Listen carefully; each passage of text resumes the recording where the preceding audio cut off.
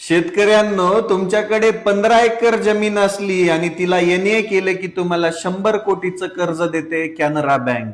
पण अट एकच आहे, आमदार असलं पाहिजे.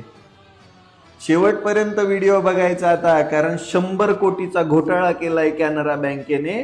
तुम्ही इथं वाचू शकता. हे बघा, तलाट्यांच्या साईनने सही केलेला सातबारा. कॅनरा बँक शाखा अंबाझरी नागपूर कडून 100 करोड रुपये कर्ज घेऊन खालील प्रमाणे प्लॉट बँकेस घाण करून दिले. 1 ते 69 किती प्लॉट आहेत माहितीये? हे 626 गुंठे जमीन आहे, म्हणजे 15.16 एकर, 6.34 हेक्टर.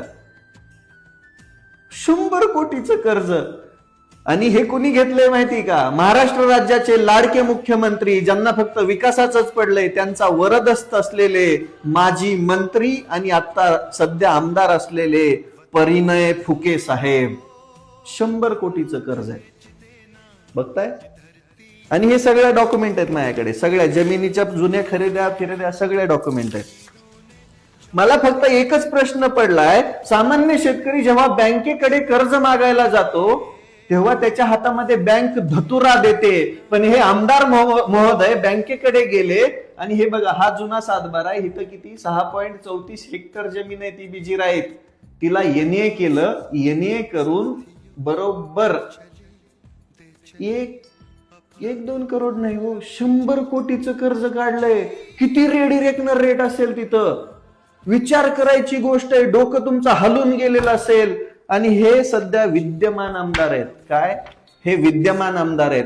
माझं कॅनरा बँकेला सरळ विचार नाही की तुम्ही कोणत्या बेसिसवरती यांना 100 कोटी रुपयाचं कर्ज दिलंय. सरळ लिहिलंय हो, 100 करोड रुपयाचं कर्ज.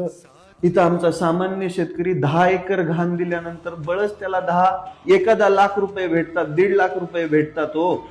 आणि ह्यांच्या 15 एकर मध्ये जर 100 कोटी रुपयाचं कर्ज भेटत असेल तर विचार करायची गोष्ट आहे.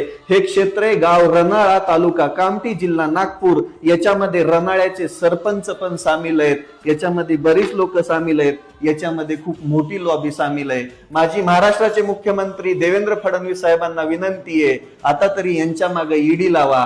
का सत्ताधारी आहेत म्हणून तुम्ही यांना पण क्लीन चिट देणार आहात?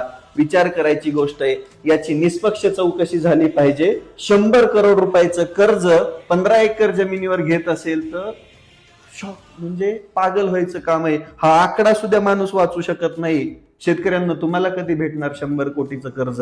तुम्ही पण आमदार व्हा आणि 100 कोटीचं कर्ज घ्या.